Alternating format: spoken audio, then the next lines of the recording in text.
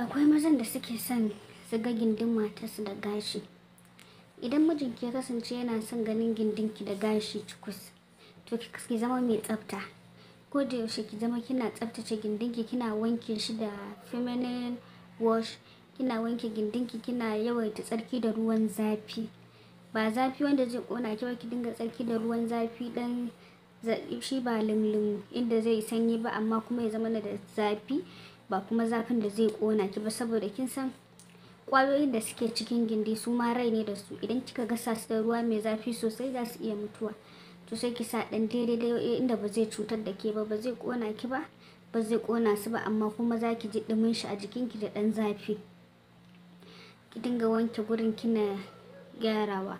Maza kuma ɗin da kuke son irin gindi mai gashi, kar ku zama na to masu ƙyama. Tunda kuna son gindi mai gashi, ku supporting matanku yanda za su gyara gindin, su gyara gashin yanda za ku ji daɗin mu'amala da su. Ita mace abokiyar rayuwa ce, abokiyar more rayuwa ce, haka kai ma namiji abokin more rayuwa ne.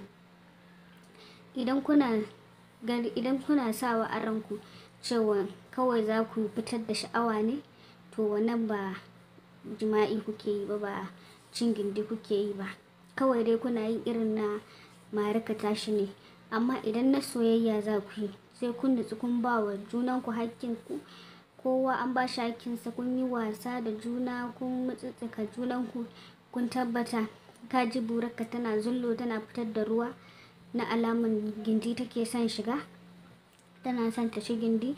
Sannan ita ma sai ka ga gindinta ya fitar da ruwa sosai, alaman su take yi bura ta shiga cikinta, so take yi a ci ta. Za ka ga da kanta ta fara kakkamo ka, tana ƙoƙarin zura burarka a cikin gindinta.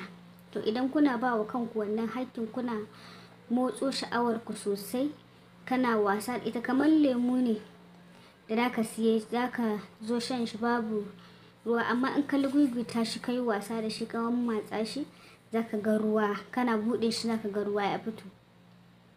Amma idan ba ka yi wasa da shi ba, haka za ka ci shi ka ji shi tumus kamar tuwo. Don haka yana da kyau ka iya wasa da mace, ka iya wasa da matar lokacin da za ka ci ta. Ke ma ki ba su hakkinsa, ki yi wasa da shi, ki shashsha jikinsa da duk inda ya kamata ki taɓa, saboda shi ma ya ji yana son cinki sosai. A hakan ne za ku ci juna na soyayya, ba wai irin na fisha an yi ya ƙare ba.